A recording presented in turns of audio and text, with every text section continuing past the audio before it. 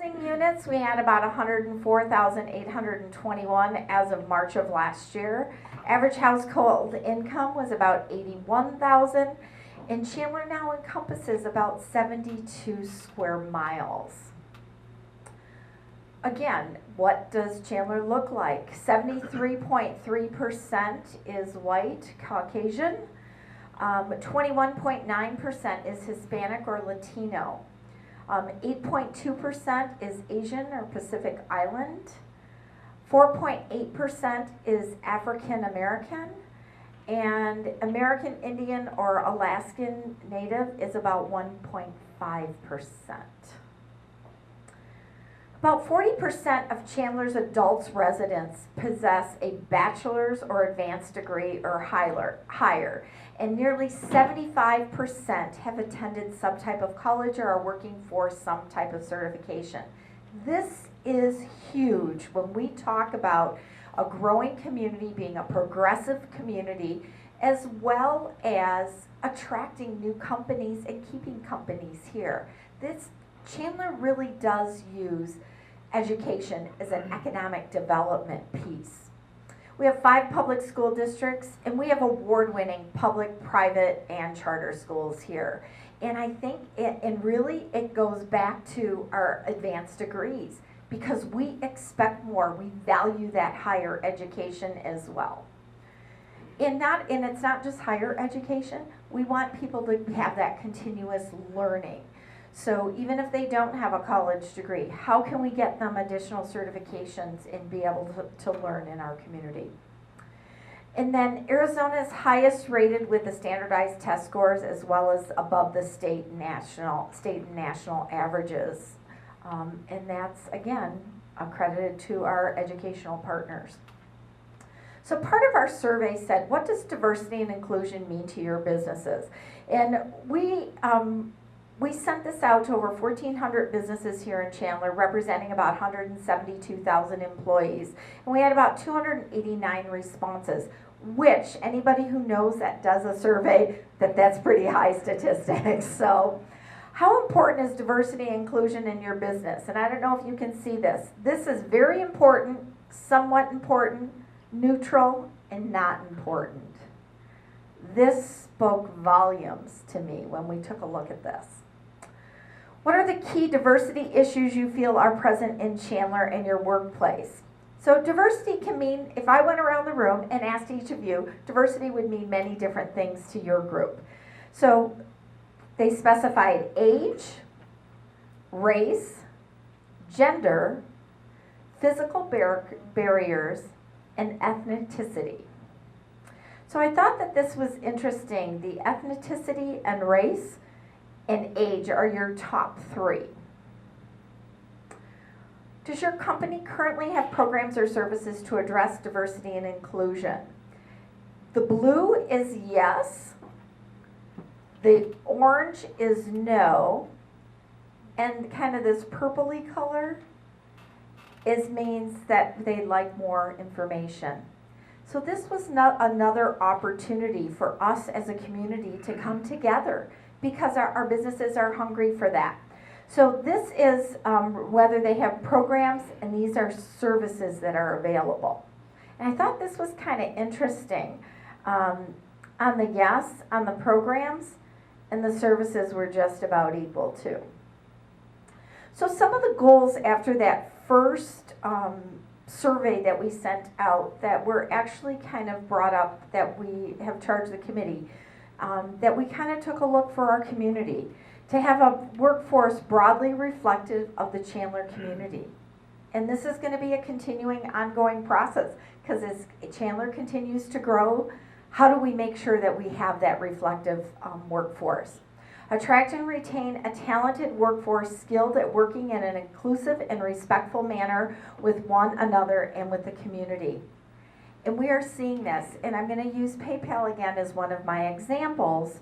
When PayPal looks at an expansion effort across the country, they take a look at those communities, making sure that we have a talented and skilled workforce and that they are inclusive and respectful. They're one. Wells Fargo, Intel, I can go on and on and on and name those companies right here in our own backyard that really value that. And so that's important. And identify and address the barriers within the business community. Why can't we get there? What are those challenges? And that's not a bad thing. If we aren't continually improving, we're not going to get better as a community. And identify and create those best practices and programs and services that meet the diverse needs of the Chandler business community. That's why this is here today.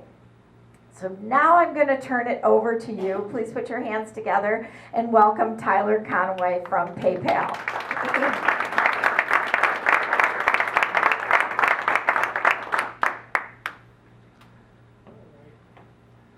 If I could, I will introduce my co-moderator, Monique Hughes. Please give a round of applause for her as well. Monique is an example, so please go give them some business. They're an amazing restaurant. We love them. Our panelists today, and we'll go ahead and get started for the sake of time. Please, the bios of all our amazing panelists are in the handouts that are on each table. Get to know them, and they'll be available for chit chat afterwards as well. So for the sake of time, let's get started. So panelists, when I call your name and in no particular order, please come up and take a seat. Our first panelist is Dr. Adama Sallu. She's the Director of Equity and Inclusion at Chandler Unified School District, and with her is Noah Oshit, President of Chandler High School Student Equity Club.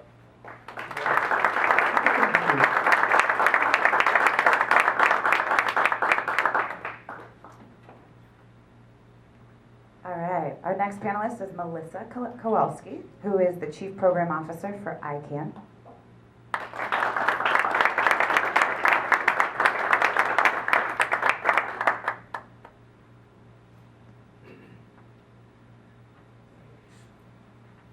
Yep, next we have Katie Haar, and Katie is the co-curricular and multicultural program specialist for student life and leadership at Chandler Gilbert Community College. And Max Espina is also joining us from CGCC as a student leader and peer mentor.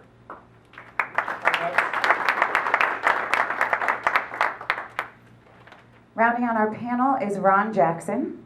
Ron is the Assistant Dean for Off-Campus Student Relations at Arizona State University. Also from ASU, we have Larbag Fajardo, who is a student representative as well.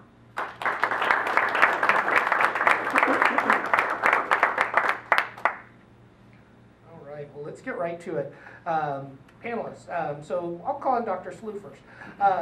What processes and resources do you have to address diversity and inclusion issues which may arise within the schools?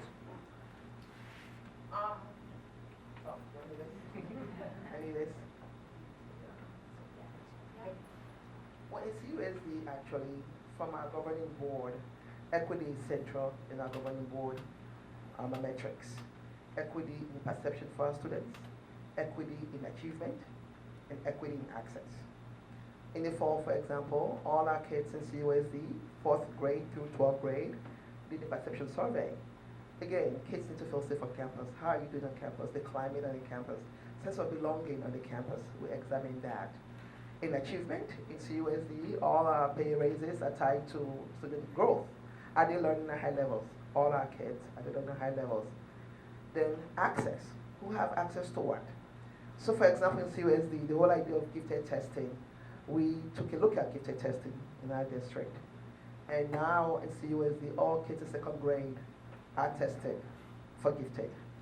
It's only those parents who can pay for their kids on weekends to be tested, but all children across the district are tested.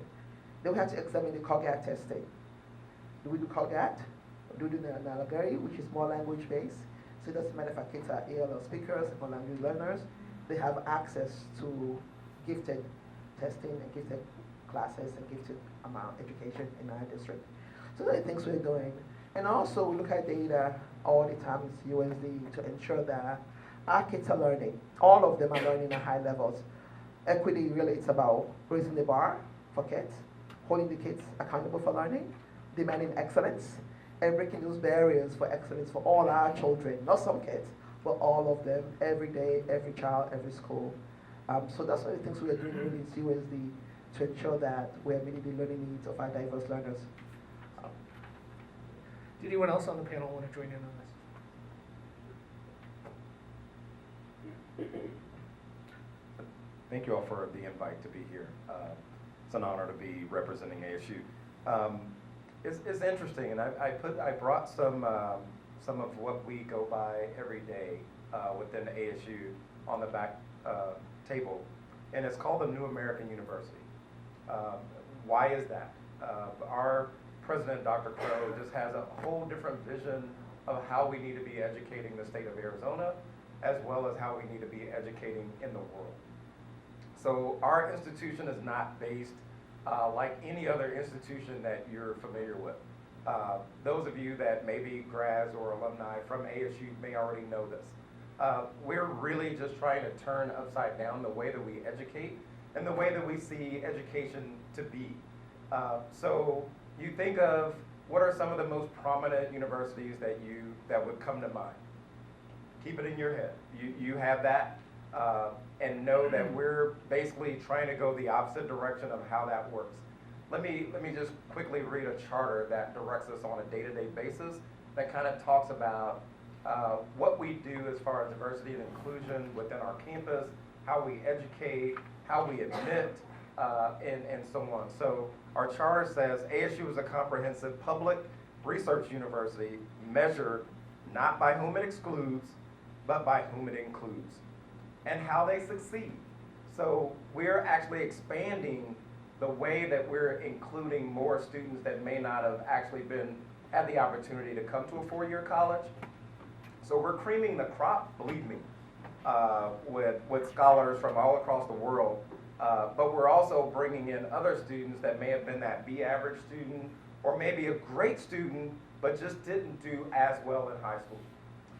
But then the challenge is for us to make sure that our teachers are educating them once we get them admitted, which is why there are people like me that work on a day-to-day basis to ensure that once they're admitted, they get to graduation.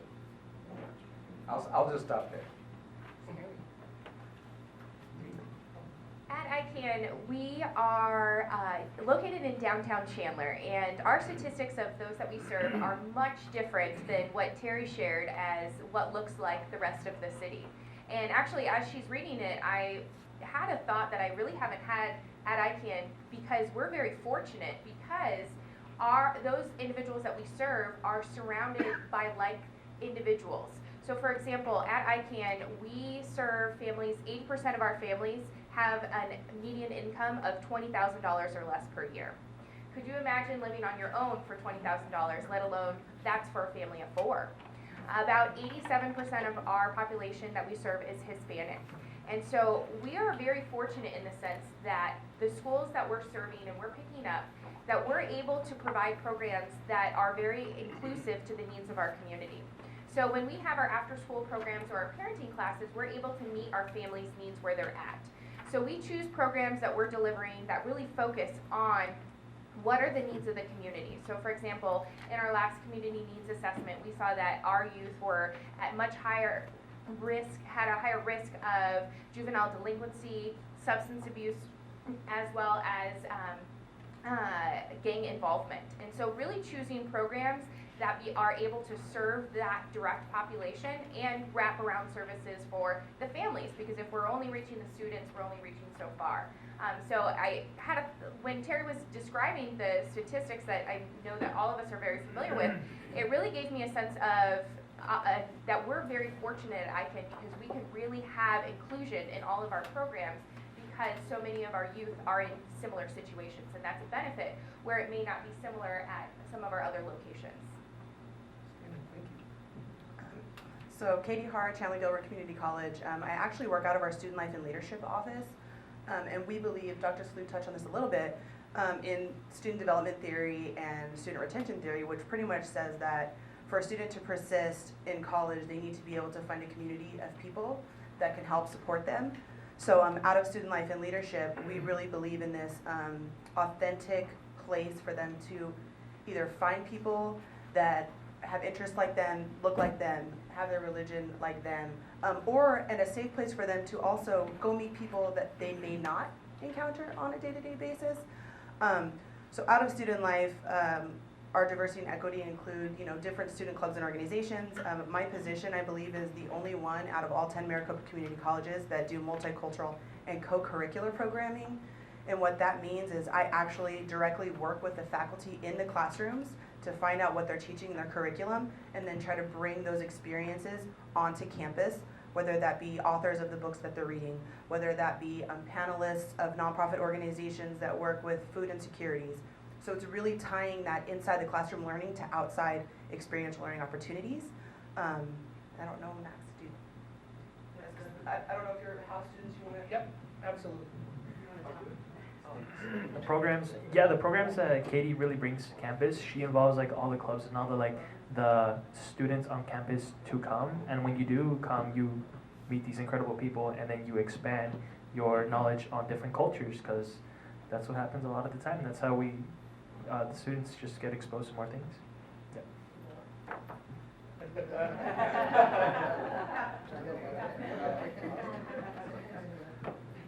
Thank you, that's some great programs.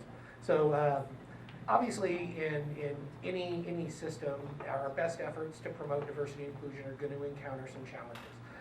What are some challenges that you've had addressing diversity and inclusion, and how are you addressing those, and what can we do to support?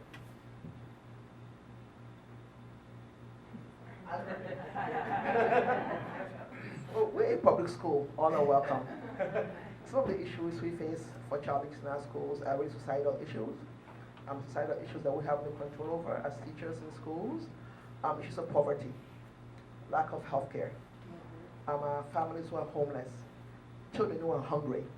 These are issues that's more societal. But in schools, yes, we're not social workers in schools, but then we have to be social workers in schools, as teachers are to be, because they have human beings in front of them. And to see their full humanity, they must extend grace to children. Because you can't teach a child when the child have emotional issues. They cannot learn. It's impossible. So our teachers must extend grace and see children when they come in the classrooms that may have emotional issues based on trauma in their lives, based on things that we have no control over, but we're in public school, and they all come. And as they come, we must love them. We must see them. We must honor them. And so those are issues we have no control over, but they come anyway. All the challenges we face in terms of inclusion work is educating the public about what equity is and what it's not. Because there's information out there about the work of educational equity. Some folks think it's against a group of children, a group of people, but its core, equity is about breaking barriers for excellence. It's about demanding excellence for all children, holding them accountable for learning, and ensuring that they get what they need. It's about removing barriers. Adults, we can be barriers sometimes. We adults, we can be barriers sometimes. So how can you remove the barriers that are adults and allow the children to lead? I have a young man here that I invited, Noah, who is the president of the Chandler High School Club. And I see his voice, and I see his leadership with his peers at his school, holding teachers accountable, engaging his teachers and his peers for the children at Chandler High School. So those are issues that we really have. Another issue that we have really, it's about resources. Often we don't have enough resources. Resources like time. Time is a great resource for teachers. Because our teachers have so much to do. They are called to teach content, but we know it's connection before content. You cannot teach kids if you know nothing about them. It's always connection. So how do we support our teachers and give them what they need? Time is critical because they have to do so much. There's so much on their plate. But how do we support them and give them time and give them what they need to do the work they're called to do? Knowing that it's connection first, then contact. If kids don't like you, they will never learn from you. They won't. They won't. They must like you. You must first see them and extend grace to them every day in your classrooms. And that's how they're going to really excel. Another challenge is change. Some folks are afraid of the word itself, equity. They are afraid of it. Oh, equity, what does that mean for me? Am I going to lose out? So there's this fear of change, this fear of something new, this fear of this fear of the unknown. Does that mean that you're going to change things? And does that mean that we're going to move the goalpost? So there's this fear. And when I engage those challenges, I tell them, equity is about all children. How do we ensure that all our kids have the capacity to engage a global space? A global space, a paper, an intel that is changing every day across the world. That world is different. The world of my Noah I'm going to inherit is different from this old woman in front of you right now. My world is different from Noah. Because they all belong to them. So I will not be a barrier for Noah and all the kids like Noah in our schools in CUSD. Right? Because their world is different. That's something against some children. Because that's not the goal of equity. Equity for inclusion, ensuring that all our children, all of them that come through our doors, are honored. We extend grace. We love them. They love pedagogy. It's a pedagogy, you know? And authentic caring pedagogy, authentic caring, Dr. Valenzuela, Angelina Valenzuela, that's our research. Authentic caring. Kids respond to authentic caring. Show me you care first, then I'll learn from you. And so that's really the work we're doing to deal with the challenges that we are faced right now in the work of ensuring that all our kids are valued and are seen and are celebrated and encouraged to reach for the stars through teaching and learning in our schools. Stanley, thank you. I know it may seem like I'm deflecting the question. However, earlier I was talking with Noah and he was describing to me what he felt were some of the challenges, and I was blown away by his charisma. And so I'd really like to invite Noah to come up here to explain what he thinks some of the challenges are. That's what he's doing. Come on, Noah. Hello, I'm a sophomore at Chandler High. We started this club just after a few meetings with her. Here, I'm gonna stand over here so I can see everybody. We started this club after she held the meetings for equity and inclusion at Basha, where all the Chandler School District schools go and meet up and talk. And so that really drove me to do something about it. And with a talk with my sponsor over here, she's a counselor at Chandler High. She's been a really big help too. But anyways, let's just get to the question, right? Really, the challenges, Dr. Sallu touched up on it, is change. So we're trying to make a change happen at Chandler. Like when we hear somebody saying mean things to somebody, it could be all the way from that to all the way to drugs at Chandler or nicotine devices that are happening. Just trying to make a change happen, but we can't do that without the kids' voices too. And that goes to the next point, that adults can be barriers to us because they're scared of change too. And we're all scared of change. I'm scared of change. So I would just say that changes. So. Thank you very much.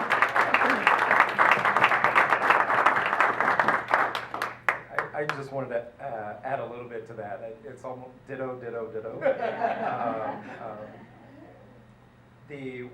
Some of the other things that we have challenges with is when there's a conversation happening in the classroom, and maybe diversity and inclusion and equity come up in the classroom, but it's math.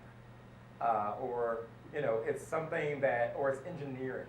It's something you wouldn't think that would actually come up in a classroom, and then a professor doesn't feel comfortable with that level of conversation, and they shut it down. And then what does that do to the classroom? It tells me I can't have this conversation in your classroom. And then when they have that multiple times in other classrooms, they understand, or their perception is, I can't have diversity and inclusion conversations at the university level because it always gets shut down. So then they look for the counselors that are affirming them. They look for the other people that are lifting them up. And they learn the most from the ones that care the most about them. So they're always looking for that affinity space. They're looking for those comfortable spaces where they feel like they can really let down and be themselves, and that's where they are able to thrive. So our challenge for an additional challenge is that making sure that our faculty and staff are developed enough, understand enough, and feel comfortable enough to have courageous conversations in their classroom, and to be able to connect it back to the curriculum that they're actually teaching, so that adds to the classroom and doesn't shut a student down to where they think the only thing we can have a conversation in this room is about math. But when we get into the workplace, things are gonna come up, and maybe we're selling refrigerators, but if no one on the staff appreciates where the other people are from and the challenges that they're going through, or maybe there's not a grocery store that has the food that's representative of their culture those type of conversations can be had anyplace else. So we just need to make sure that we bring the world into the classroom so that we can educate from a worldly perspective. Thank you.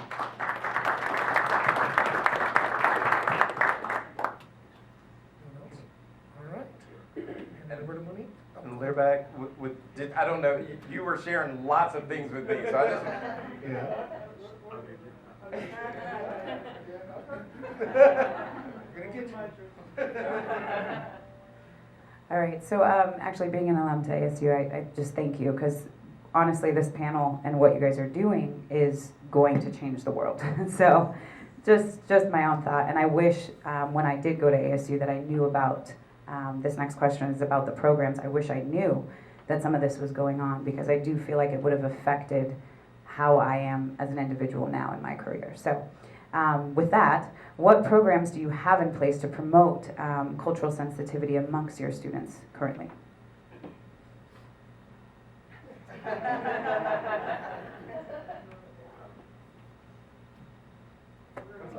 Yeah. All right, I'll go.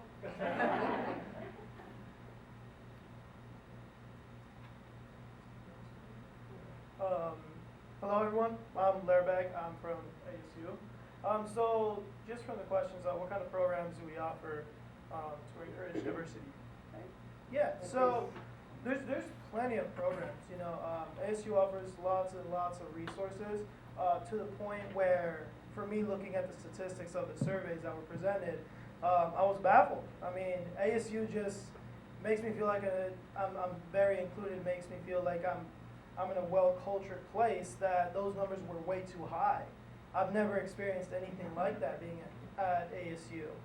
So that's what I mean. Like, there's so many programs, there's so much to offer.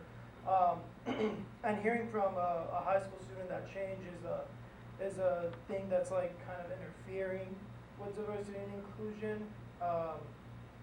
ASU has a perfect program for that. They just brought in 7 years ago a program from Ashoka U.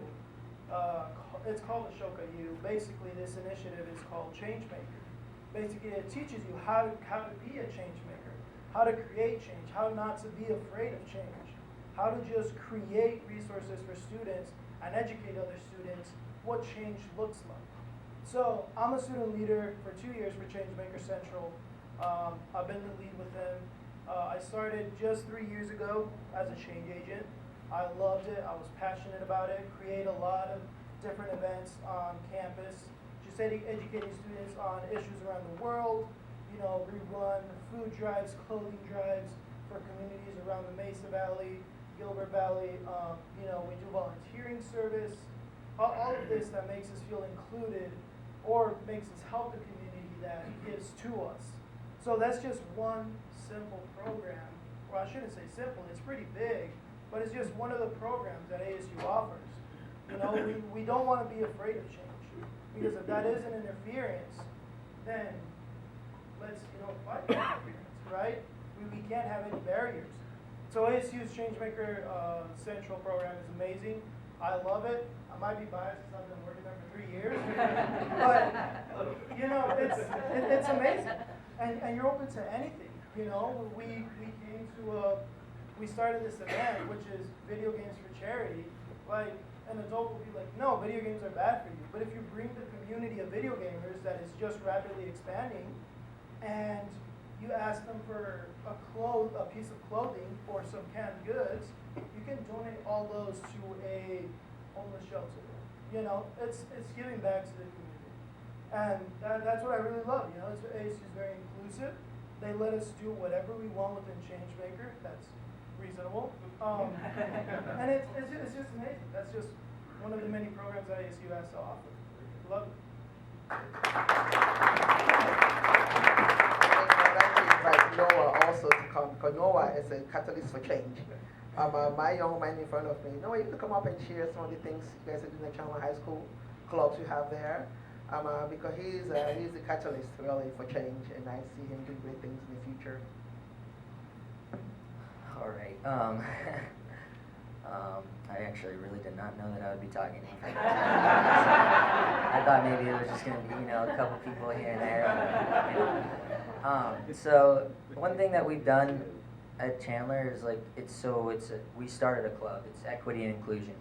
That's what it's called. And what we've done so far is like we've done a few things. We really try to get connected with the city of Chandler, and like if they're throwing events, and we'll like do things with them. But one thing we've done for the school is we've made chain links. And so we didn't get it approved that we could go like in classrooms and hand them out, so we had to do it all by our own, like with the club. Like we had to like make the strips, like chain links. You know what chain links are, right? Yeah, with paper. So we did that, and it was during Black History Month, so we wanted to do something for that, and we put I have a dream, but then they write their dream on it, and then we link them together, and then we hang them up around the campus. So that's just one thing that we've done, and it's been really nice having Mrs. Nelson as a sponsor, because she gets everything approved really quickly through the admin. So if I didn't have her, then I don't know how any of this stuff would happen. But one thing that I like that she's always told us kids is that she's just there to help us with what we need. It's all our choice of what we want to do, us kids. She is there to support us and talk to admin and do the bigger upper things up there, but it's our voices that are telling her what to do to go talk to them. So. And so I thank you, Noah. And to add to Noah, in all our schools, we have multicultural events. We have multicultural celebrations in all our schools. Conley Elementary just had a day, International Day last Wednesday, I believe. So every week I get invites in my office. I'm like, hey, that's a lot. I can go to the hall. Our students can find a club. Any child in CUSD from our junior high through high school can find a club to belong to feel like I belong here. Folks, so a sense of belonging. Do I belong? That's a basic human need, a sense of belonging. Am I wanted here? Do I belong here? So all our schools work hard to ensure that every child in all our school every day, there's a club you belong to. You can go and be a part of that. So we do that also. Social emotional learning is a big deal. Our kids feel a sense of belonging. Our kids who are LGBTQ, 1 in 10 children who are LGBTQ commit suicide. Do they belong? Our kids who are transgender, do they belong? Our kids who are coming from all over the world, do they belong? Our white kids, do they belong? Our white girls, do they belong? Our brown girls, Latino girls, Native American girls, biracial girls, boys, all our children, do they belong? So I think create a sense of belonging is really critical. So at Chandler, we work to ensure that all our kids, anything you want to know, you have an idea, bring it to us. And we have sponsors like Ms. Nelson here, Mrs. Nelson here, who ensure that kids are able to do the things that they dream of doing. Another critical element, folks, is our curriculum also. What's in our curriculum? Often schools, we focus on the Western canon, but we have Latino canon, we have Native American canon, we have Asian canon, African American canon, Caribbean canon. And so how do we ensure that as a teacher, my books that I read in class, that every child can see themselves in the curriculum? And that's scare people. Well, what do you mean? I grew up in Sierra Leone, West Africa, where I was born. In high school, I read Romeo and Juliet. My teacher was from Ghana, Mr. Mensah. So a few years ago, I went to Italy, and I was in Verona. And in the city of Verona, I'm like, oh, Romeo and Juliet! Romeo and Juliet! Now remember, I grew up in Sierra Leone, and I learned about Italians, and Romeo and Juliet, and I was there, but oh, I remembered Mr. Mensah in high school. Our children is power to open our children to literature that is not only from the Western canon, but they should be reading Gabriela Marquez, Sandra Cisneros, The House of Mango Street, Let's Be Ultima, Rodolfo Anaya. They should be reading, Amy Tan, The Duello Club, and go and Shaman Alexis, Part-Time Indian, and go on. I think it's really through that medium that kids can really begin to see others and have that cultural sensitivity. Teresa or Nelson, the eyes are watching God, right? And through really that literature, I think in our curriculum also that we are helping teachers to build that capacity. How do we integrate our curriculum that every child in my classroom, when they read Let's Me Ultimate, I see myself in there. I want to read, I'm catching the ride. I see myself in there. The kids see themselves all day long, but often, that's not the case. A quick story. Before I came to Chandler this year, I was a Kyrie for 14 years, and I took a year off teaching at ASU. But I miss seeing children. I miss kids. So I have a girlfriend in the school district in Central Phoenix. He said, "Damn, you can be a sub, I'm like, really, I can be a sub? I said, "Oh, okay." So I went to be a sub. So I went to be a sub on the Friday afternoon, 8th grade science. I got to the science class, and the teacher had left packets of names of scientists. And the goal was the kids would take the name of scientist and create a Facebook profile for the children. So I get there, I see the list of 4 scientists. They're all old, dead white men. I'm like, oh no. The kids come in, they're all Latino children. Maybe 1 white kid, 2 black kids, but all Mexican American kids, all of them. They come in, I give them the packets. Within minutes, in unison, "Miss, yo, miss, this is stupid, miss. Yo, miss, this is dumb, miss. This is dumb." I'm like, okay. So I go on the board, I write, Ochoa. "Yo, miss, who's that?" And I write, "NASA." "Yo, miss, is she a cleaning lady at NASA?" My heart drops. And I write, "Astronaut." "Yo, miss, you're lying. Ain't no Mexican being an astronaut, miss." "Yo, miss, you're lying. Ain't no Mexican ever been an astronaut." Now my heart is weeping, right? So I told the kids, "Take out your laptop computers." Google her name. "Yo, miss, you're right. Whoa, miss, she's from California, miss. Whoa, miss, you're right. She's an astronaut." A little girl in the midst called me, "Yo, miss, come here." She whispered to me, "Miss, I love science. I want to be like her when I grow up." And I'm like, "Yeah, baby, you can." And then I received Gutierrez's name. "He's Mexican too, an astronaut?" I'm like, he's Mexican, he's an astronaut. The kids are like, "Whoa, he's from New Mexico." "Yo, miss, me too, I'm from New Mexico." "Hey, I'm from New Mexico." And I wrote Mary Jamison's name. She's a black girl. Black girls too can become astronaut. This illustrates, these are kids in 8th grade, spring semester, April, went to high school. And they've been in school.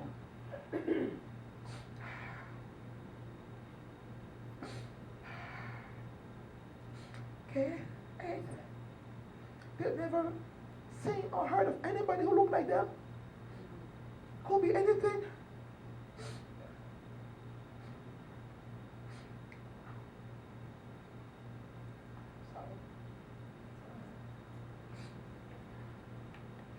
When they clean a lady, and those who clean homes, I honor them. Such honorable for cleaning homes. For our children, there's no possibility. They don't look like me. They didn't believe me. "Oh, miss, you're lying." At the end, they said, "Miss, are you a real sub?" I'm like, "Yeah." "You're not a real sub, are you?" I'm like, "Yeah, I'm a sub." So I told my girlfriend, who's the principal at the school, Tracy, a good friend of mine, and I told her we'll have the exchange with the children. So yeah, I know, Adama, we need to work. Because, our white kids need that information too. Our Latino kids need that information. And our Asian kids and our Native kids, and our girls and our boys and all our children need that information. So our curriculum is a big piece. How do we ensure that all our kids see themselves? Our white children, our black children, Latino kids, Asian kids, biracial kids, all of them see each other. And that's how we have sensitivity through the teaching structure in the classroom and ensuring that all of them see themselves. My little girl said to me, "Miss, come here. I like science. I want to be there." I'm like, "Yeah."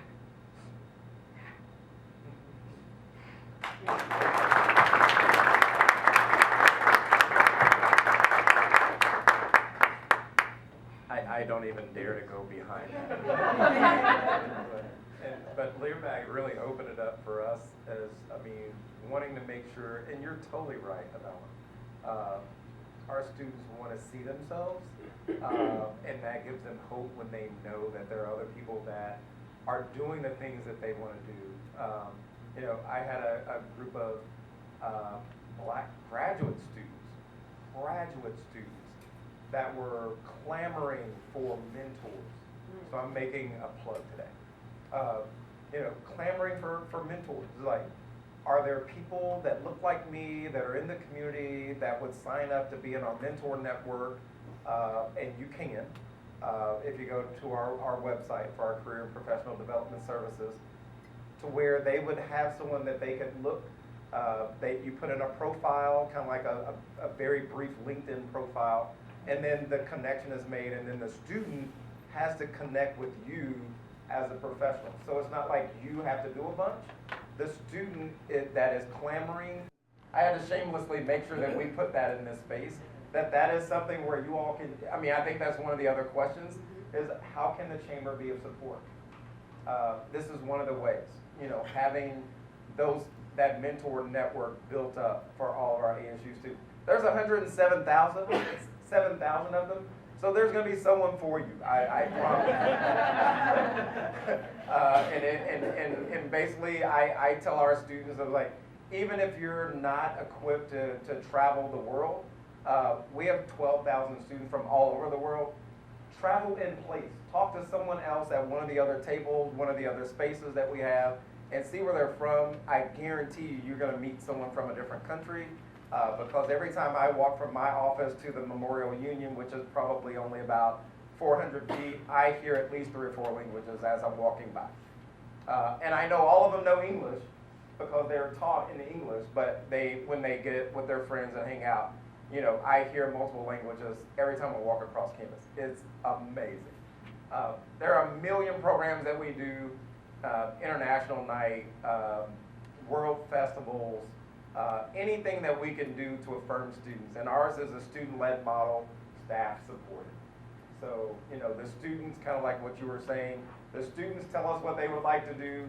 We support them to get there as long as it's within policy, as long as the spaces are available, and as long as it doesn't impede on someone else's rights and responsibilities. So. Thank you, Ron. Absolutely. So I'm Max. I'm a student at Chandler Community College. I also do peer mentoring, so I mentor first semester students as well. And so I want to address, like, a little bit of throwback, one of the challenges Chandler Gilbert has and how we address it successfully. So Chandler Gilbert being a community college, our classrooms are full of diverse students. You have returning students, so adults who have their careers and want to come back to study more. You have students coming straight out of high school. You have veterans. You have people with disabilities. You get all these kinds of people, and you just place them into one classroom and expect them to work together. I think that's basically, well, that's how your businesses work. You don't know who you get. You don't know what they're like once they're inside the team. But here's how we make it work. From day one, teachers set the expectations because we go over the syllabus. Every teacher goes over the syllabus, and in there, it's one of civility. Whenever you have a disagreement with somebody, yes, it can come up, but you have to discuss it civilly. You're always going to attack the idea and not the person. So this is how Chandler Gilbert ensures in the classroom during my 4 years there as a student that there hasn't been any kind of disruption, because people are expected that you have to accept people, and if you can't disagree with them, you have to do it with civility and with respect to the individual.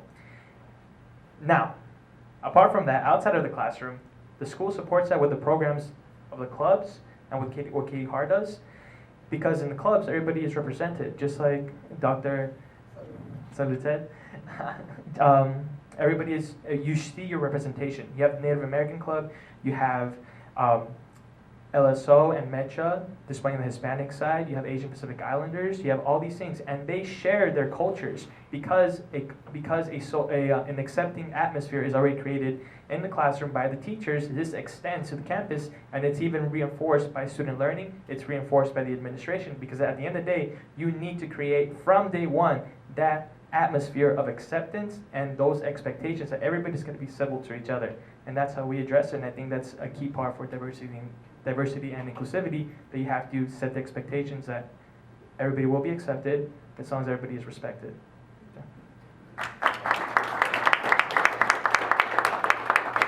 Now you all know why I brought him with me.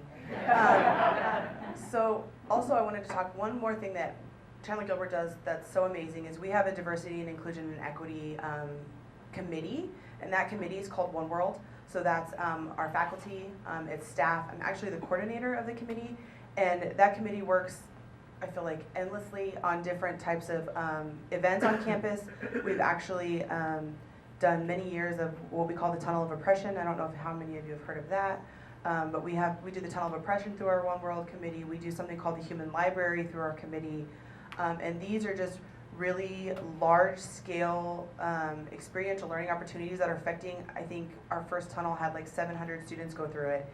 And so they're really large-scale events, but it's what Max was talking about. It's getting different people in the room talking together, because at the end they're experiencing, in the tunnel of oppression, they're experiencing all these different skits and things that happen of oppression, and then sit down in a room and debrief, talk about their own experiences, talk about their own cultures, and then are able to hear from their peers, from maybe their, that person's in my math class, that person's in my science class, and now I have this tie into them and their history and their world. And then the other thing that Chandler Gilbert has, it's nationally recognized as our service learning program. So we hold the Carnegie classification and the President's Honor Roll for service learning program. And what that means is we have these amazing faculty that come to us and they say, hey, we're learning about this. Are there opportunities outside in our community that we can go spend time? So maybe we're asking our students to go individually get placed at different nonprofit organizations, at food banks or senior centers or YMCA, or working with youth in the Boys and Girls Club. So they can do that individually, like say we want you to do 30 hours of service learning in the community. Or they can do class projects where they as an entire class learn about something and then go out into the community and find out what is going on in their community. I grew up in Chandler and I didn't know half the stuff I knew when I got my job at Chandler. You know what I mean? I was like, oh, this is amazing. So it's really that opportunity of we're learning this in the classroom and now we're being able to help the community in whatever different ways we can, and I think that's a different question later, so I won't go super into that. But Chandler Gilbert has such multifaceted services and programs related to diversity and inclusion, and with administration support, we continue to do that work. And one thing that may seem small, but I think is awesome, and I think somebody talked about seeing food that is representative of their culture. So a cool thing that we started doing at Chandler Gilbert is our Coyote Cafe, which is our cafeteria, is like spotlighting local businesses, restaurants to come in. So like this week we have chutneys, which is an Indian cuisine food. We've had jerk chicken, Island Boys. So all kinds of different types of food are coming through our cafe. So I know that our students are going like, oh, this is my food, and let me tell you about this. So it's another piece of communication that kind of is cool going on at Chandler Gilbert. Another piece too, in terms of talking about how to promote cultural sensitivity among our students. If you fly on the airplane, they tell the parents, the adults, to put the mask on first, and then the children. So in CUSD this year, we hired Deep Equity out of Seattle, Washington. Gary Howard is the name of the author of the book. And so we brought them, Chandler hired them, and they came and trained all our teachers. All our teachers at CUSD were trained this past year. The program from Seattle, Gary Howard, to Cohen is the publisher of the material. What they'll be taking teachers. How do we support our teachers? How do you build their own capacity? And teachers have been fully engaged. Our teachers are amazing. They are amazing. They are open. So we train all our 46 schools. Every adult is trained around how do we engage children? What do we do? What does this look like? And so that's what we did this past year, really training our teachers. Because we need to train them to have the skills to support our students, right? We don't give kids curriculum in Chandler. We're not here to brainwash kids, but we're here to support our teachers, build their capacity, because people don't know what they don't know. People don't know what they don't know. So we have to extend grace to the adults who don't know what they don't know, but they think they know, but they don't know. And so just supporting our teachers, building that capacity for our teachers. And they have been fully engaged. Our teachers are phenomenal in CUSD. They are phenomenal. They'll be engaged. They are open. Our principals. So we have a principal equity team. We have a teacher equity team. And they are all really rallying, sharing resources, data, books, material, research data to support the social emotional needs of our children as well as the cultural needs of our kids. So that's the Deep Equity Program from Seattle, Washington, because it's been phrased as something different. Oh, deep equity, oh, they're deep state, right? Like deep state, but that's incorrect information. The goal is really to educate our adults, our teachers, so that they can have the tools to engage the changing demographic landscape in our schools, okay? And that's the best pathway to build kids' cultural sensitivity to our adults in our campuses. That's amazing. You guys have already kind of touched on the challenges a little bit, but briefly if we could go into, and this is, I mean, Ron, I love that you made your plug about the mentorship, because we don't, but like you just said, we don't know what we don't know. So what are some of the challenges that exist in the programs that you have now that either we can help or maybe have the resources to help? Anyone can touch on that. One of the focus areas that we have at ICANN is focusing on social and emotional learning, as well as we have a great focus on STEAM in this past year, especially since so many of our tech companies, you know, we have Intel here, talking about how we have such a, there's such an opportunity, especially for different groups to have amazing careers. So for example, I forget the exact stats, but in engineering in general, that the percentage of Hispanic individuals is incredibly low, with I think that Latino women being like 2%. And there's such an opportunity for so many of our individuals to have such a fantastic career, but they need to have exposure. So us having programs where they're exposed to different activities, so they're coding, they have different opportunities to be able to learn different robotic programs, kind of how you were saying of, okay, I've seen Romeo and Juliet, I know about this, where it's a lot more they're able to see that connection, that it's an opportunity for them. And so we're providing that program, and that is going incredibly well. However, one of the pieces that, similar to Ron's plug, is seeing someone that is similar to them to be able to see that they have an opportunity to do this, that relatability. And we're starting a mentoring program. We partnered with Big Brothers Big Sisters. Jen was laughing at me earlier because I was saying how we were struggling. We thought this would be an easy program to recruit for. Doing mentorship every other week for an hour, working with our large businesses to be able to work with our youth and have them have an example of someone to be able to go through a similar experience, or, okay, I did this. I think that it's think of your own self. If you saw someone speaking about how they were so successful in their career and they had no hurdles and now they're the CEO of this company and all of these things went great, would you be able to relate to that person? Probably not. But what you can relate to is, yes, I had similar struggles. My family didn't have a focus on education. I had to be able to leave school and then get a job and provide for my family. Or you're much more able to be able to relate to someone if they have similar circumstances to you. And we have a similar mentor program where we're looking for mentors every other week. We were trying to launch it today, actually. But we're delayed because we are having a struggle to get mentors. So we are looking to start the program out, 5 mentors, 5 people to start it. We currently have 1. And I have flyers, so every other Wednesday from 3:45 to 4:45, we are looking for individuals to hang out with one youth, hang out with them. The curriculum's already provided. It's at ICANN. We're literally in Chandler here. I'm assuming most of you leave your work at 5:30. Look at this as you're leaving work early because you're going to be out of there at 4:45. So you get an extra 15 minutes to spend with your family. I know. Sorry, Ron. Sorry. Being able to connect with our youth. I guarantee if you are there for 2 weeks, if you don't like it after 2 weeks, come and talk to me and I will buy you a cup of coffee. Another shameless plug, Rob.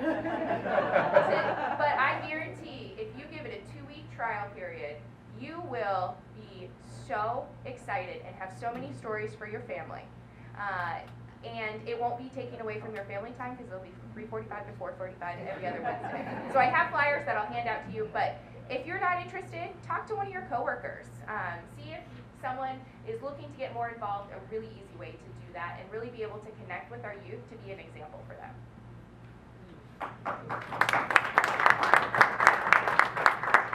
So in CUSD, I know the personal flyers. I have been busy. I just got there July 1st, and I've been really busy trying to create infrastructure. Our teachers need support. So one of the things we're doing this summer, we're having our first inaugural Summer Equity Symposium, and which is big. Intel, I see my friend Teresa is back there, one of our sponsors. We're looking for business sponsors to ensure that we're having a great 2-day of learning. The symposium is just bringing in thought leaders, local thought leaders, and national thought leaders on our campuses to engage our faculty. We're having Dr. Castagno from NAU, one of our keynote speakers. We have Marcia Stanton talking about trauma. Dr. Howard talking about ways of color in all our schools in Arizona, across the country. Every office you go, wherever you go, you see brown and black boys in the office, wherever you go. And so how do you support boys of color? They are presented as a problem, but we know that it takes a skill to engage brown and black boys and red boys, Native American boys. Dr. Howard from UCLA going to lead a discussion around that. And then we have Bill De La Cruz going to talk about bias, our blind spots. We all have them. I have my own blind spot. But how does that bias implicate learning for educators? So that's a two-day event. We have my colleague here, she's going to do something on self-care for teachers. Because teachers have a lot going on in self-care. And so we have a lot of sponsors supporting us. Another piece that we have support from CEF, they've been the champion for us. It's our lecture series and film series. Every month we invite somebody local in our community to talk about issues of equity. In March we had Oscar, a Holocaust survivor, and Rana, he is sick, talk about our shared humanity and forgiveness and redemption. We are planning right now, I'll be having Intel in the house in October of next school year. I'm talking about business partners, why equity work. And then we're having some working together, Michael Crow, come in and talk about ASU and why equity is a K-20 issue. Why do we ensure that all our kids get what they need? So planning for next year, but this year really showing the film. We had the film, our Native American depiction in Hollywood, that got a great discussion. We had AJ Alonzo Jones from ASU talking about Dr. King, his dream, and what he means to Americans today. And so really trying to invite our community also, not just teachers, but it's open to everybody in Chandler and beyond, really open to everybody in Chandler. So we need sponsors for those events. I'm always emailing Jen, I say, Jen, we need a sponsor. I need somebody, we need money. But it takes financial backing to do this. In all our 6 high schools, we have equity clubs. And the club, we need sponsors also support the club. The kids meet after school. They might need support, maybe a field trip to the Holocaust Museum in LA. I think that'd be fun for our kids to go see that in LA. I saw sponsorship for our high schools. Our kids are there. They need resources.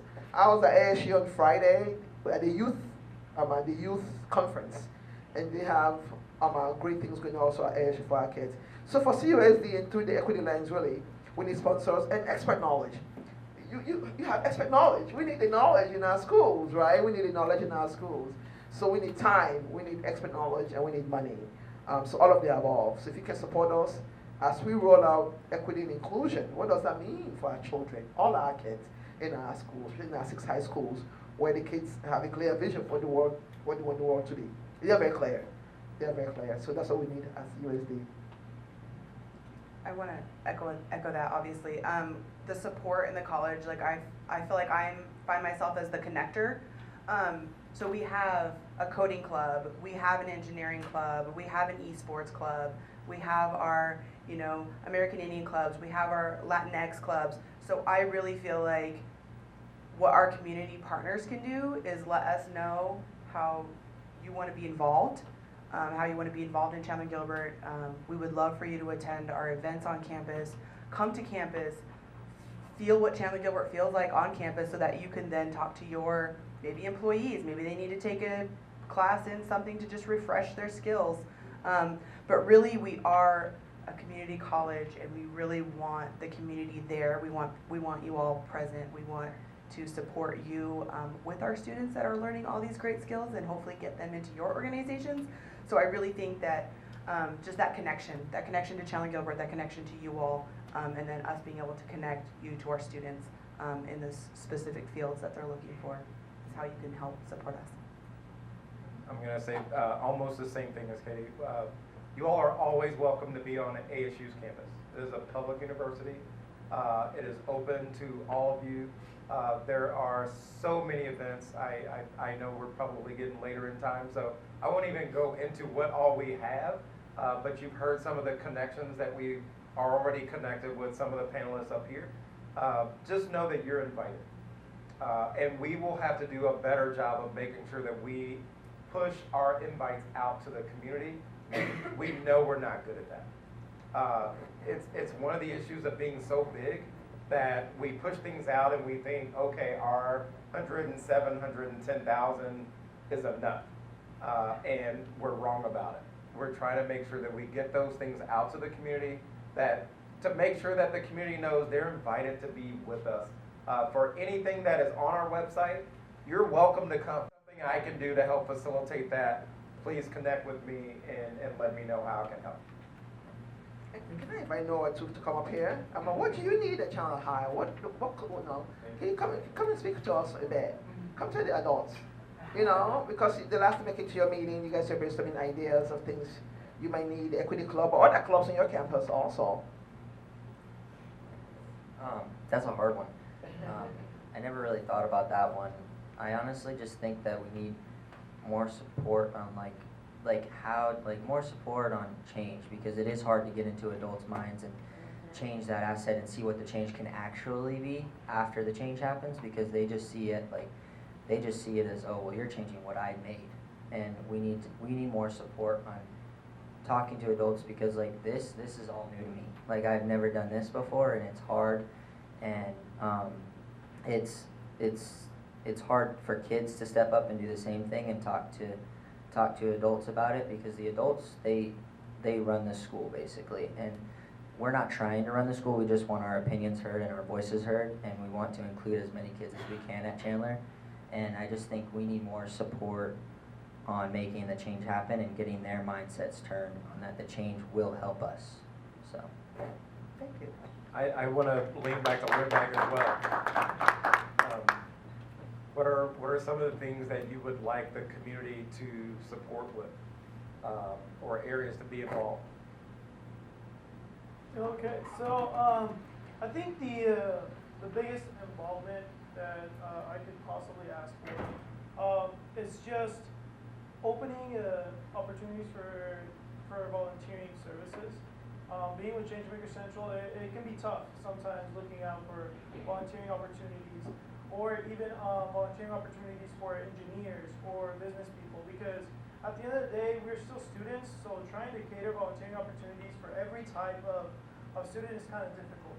Whenever we want to go to non-for-profits, you'll get your social sciences students, you get people that are passionate about the community, but I often get questions from business majors and engineers like, do you have any opportunities for us? Like, you know, I want something that's going to benefit for my career path as well. And I don't blame them. You know, they want that experience, and sometimes it's hard to get an internship.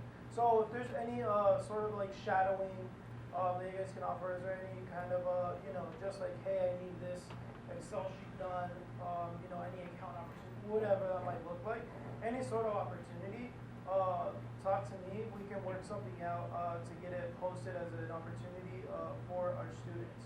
Because I guess free services is awesome, no? I like right, yeah, that would be like the biggest favorite that. Yeah. And Lindback, tell them about you. What are you about to do, and what's your major? So I'm a software engineer. I'm about to graduate in May. I'm super passionate about social change. I just really love it. And also my main focus is web development and mobile application development. You all need that, right? What if I wasn't gonna plug? Thank you, Ron. I gotta take care of you. Thank you. Appreciate it. Yeah. So my main concern with how world's changing, just like now talking a little bit more about me, is the user experience whenever they interact with mobile applications and websites. We're of course changing rapidly in technology. We're moving to using phones for everything, to accessing browsers, to accessing mobile apps, and everything like that. But I feel like the youth, as they're developing these kind of technologies or these websites, don't consider people that didn't have smartphones 20 years ago. They're creating websites for youth that are intuitive for them. They're not creating them intuitive for people that just like got a smartphone. Like I was trying to help my grandma, you know. Yeah, like I was trying to help my grandma. Granted, she's 80, but I was trying to help her out, and she didn't know how to turn on the device. So I'm like, that's very interesting, and it makes sense. You know, I'm just super passionate about intuitive and the user experience behind using mobile applications. donations and also making them look pretty. And I also love social media, so that's something big I'm part of too. How do you do targeted ads? Because I can't not like state how much I hate that I keep getting car insurance ads and I don't even own a car. So how are you going to target me that I do not own a car? So those are my main focuses, my main passion. That's what I'm trying to work with in the next few years.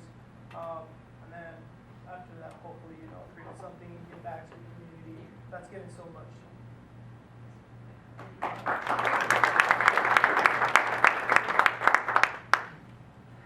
I'll make it quick. So one really big thing that I want to address right now is the stigma around community college.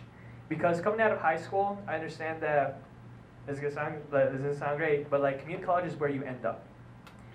That's something that's prevalent in our community. When I talk to first semester students, they're like, yeah, I ended up coming here, yeah, ended up. That's not okay. Community college is a valid resource. You save money, you create connections, and you get more involved with your community. Those sounds like wins in my book. That's something that we really, really need to change, and I encourage you to take this back to your businesses. Encourage your employees. If they don't have a college education, they absolutely need to at least start thinking about it, because education is a big bridge maker between income levels and career choices. This is something that the stats back it up, people back it up, and sometimes people just ignore it, or they just need somebody just to remind them. So I really, really, really want to encourage everybody to remember that, hey, if you're looking to get your education, community college is the way to go. It's cheaper. You can get back into the flow of it. There are resources in there to help you succeed in your classes. We have a diverse set of students, returning students, so many returning students. This is where we're about. This is what community college is about. And it's right up there along ASU, NAU, U of A, GCU, Chandler Gilbert Community College too. And all the community colleges, really.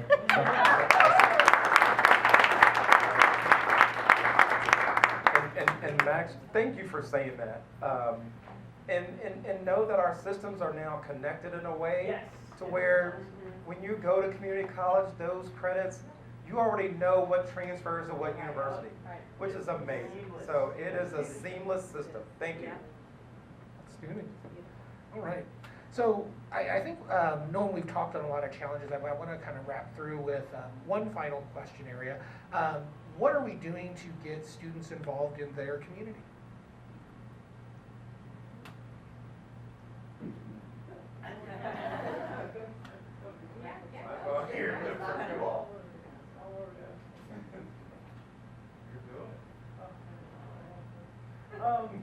Hi again.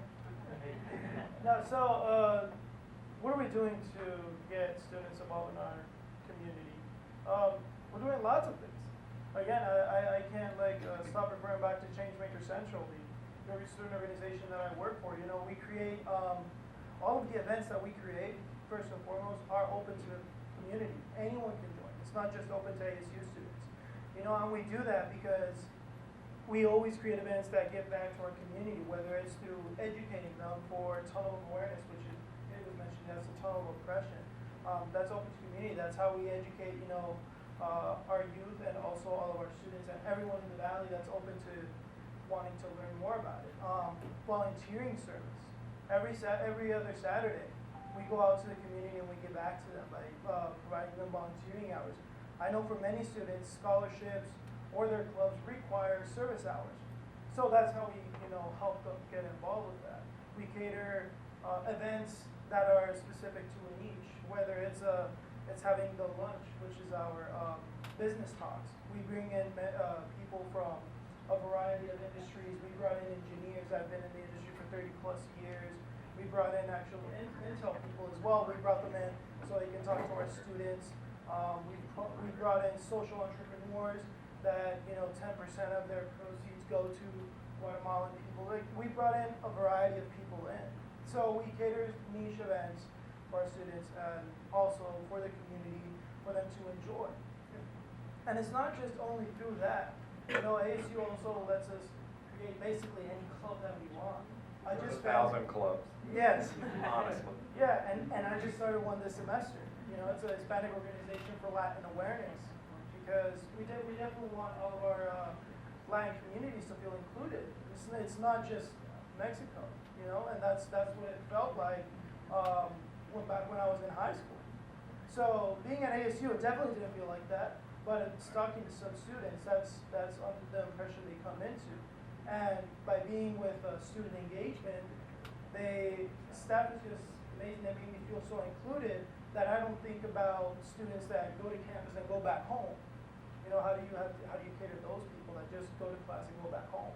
So creating these organizations and these clubs, that's how we give back to our community. That's how we open up to any kind of student. You know, not just the ones that live on campus, but the ones that also live off campus, or maybe even online. You know, we send emails to people that do online school, and sometimes they'll join us because they can be online students here in the Valley that just don't want to go to campus. You know, so that's one of the many ways that we give back to our communities. And you see where's all our seniors actually, it's part of the graduation requirement to the community projects, community service. And CEF, they are part of the Impact Scholars Program. When you say the word community, for me, communities is many. Our local community in Chandler, our community in Arizona, our national community, and a global community, part of this global space. And the CEF, in the fall, they did feed my starving children. These are kids who don't live in our local community, but they live in the global space. So the sense of community is not just local, but that global community space. And the kids feeling like, I'm from Chandler, well, I'm also Arizonian, I'm an American, I'm part of the global space that I inhabit. And so our children are serious, they are busy. All our seniors do projects, and CF has been a critical role in our Impact Scholars Program, getting kids ready. They have over 1,000 hours in the community to support our community and be part of that global space. But again, as I talk to kids in our principals across our district getting ready for this, that community is really broad for our children. Kids are here doing projects in India. They do projects in India. Yeah, we have kids in our high schools who projects in India, do projects in Africa, in Central America, you know, they're all over the space. And do projects here locally in Chandler, in this community. And so the kids for tomorrow, that sense of community, it's much bigger than what we say community. For them, it's like a global space. Because we all inhabit this global world that we all live in, right? And how do we ensure that I can be my own part of a child in Haiti or in the Caribbean or in Kenya or in Mozambique or in Costa Rica or in Mexico or in Honduras. And so our children really are engaged in CUSD, all our kids are engaged and doing fundraising events. Even the elementary kids are involved raising money and resources for our community. Again, community meaning that locally, nationally, in the global space that we all inhabit, to ensure that we're all well and thriving to our full humanity space. You know, that's what we're doing in Chandler Unified. Wonderful. Like many of the other groups that have already spoken, that we're really trying to instill community. And so our youth may come from a different background where they're receiving services, but that doesn't mean that they can't give back.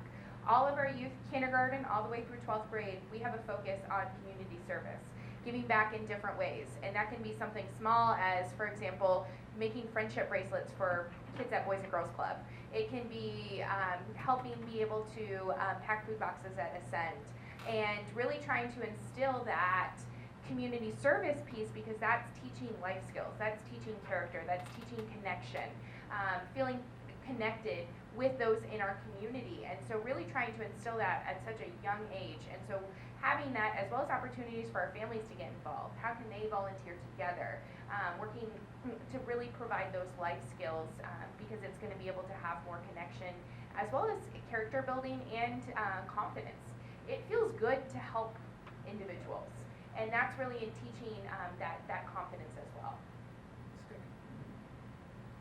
So similar, we just actually had one of our largest service learning events this past weekend called Into the Streets, and we had about 300 of our Chandler Gilbert students go to, I think, 12 to 15 of the local community nonprofit organizations and do service.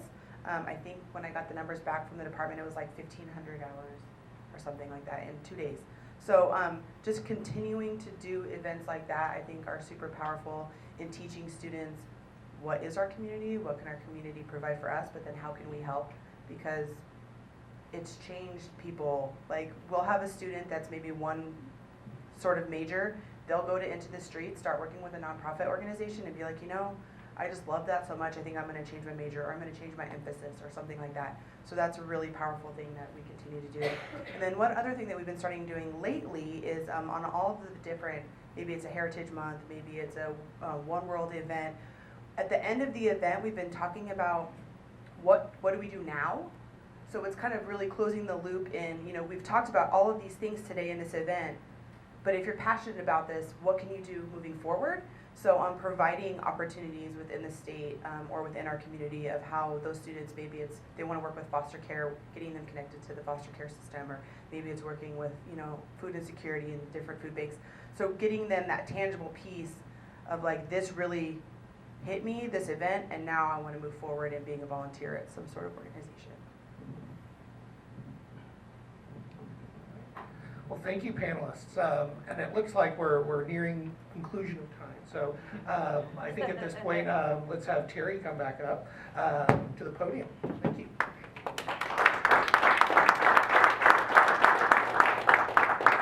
Wow, you guys are pretty amazing. When I talk about how it really takes this entire community, it really does. And it's not just the feel-goods. We've got to get in the trenches and get working, because we still have a lot of work to do. We still have a lot of gaps, and that's okay, because that's our way of improving. I just want to thank both Tyler and Monique for stepping up to the table and really kind of organizing this. And also Dr. Crawford, he co-chairs this committee with Tyler. And they really, the programs that you're going to see this year are not what I'm telling them. It's really what our business community is asking for. And so I just want to thank you for being those thought leaders. And I also, you had brought up about your mentors. Go on our Chandler Chamber site, Chamber for Good. All of you can list those opportunities that you need, and that will also go out in a broadcast to our members and so forth, especially if you need mentors. One other thing, and I want to make sure that all of you connect, especially with all of these diversities on language. Teresa is looking for volunteers. Intel is hosting the International Science and Engineering Fair. They're bringing in 1,800 students worldwide, representing over 80 countries, which is pretty amazing.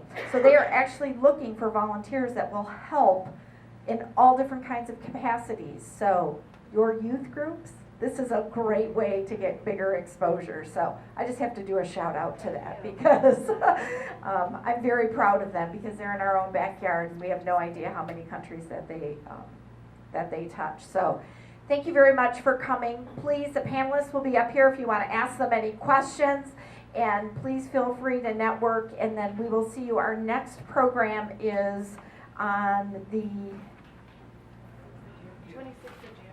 26th of June, right here in this room. So please mark your calendars for that, and thank you again for coming.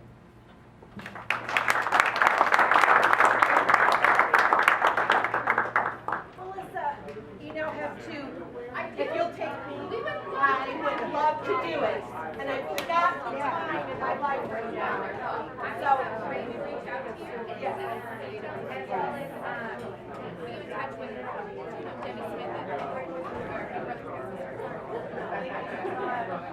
I'm going to do an email. I already talked to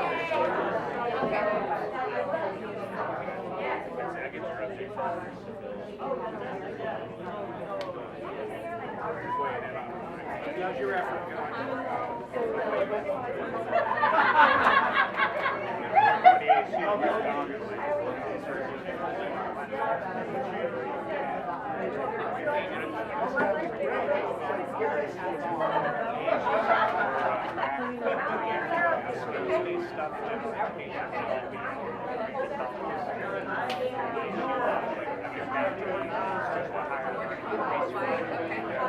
2.5 thousand.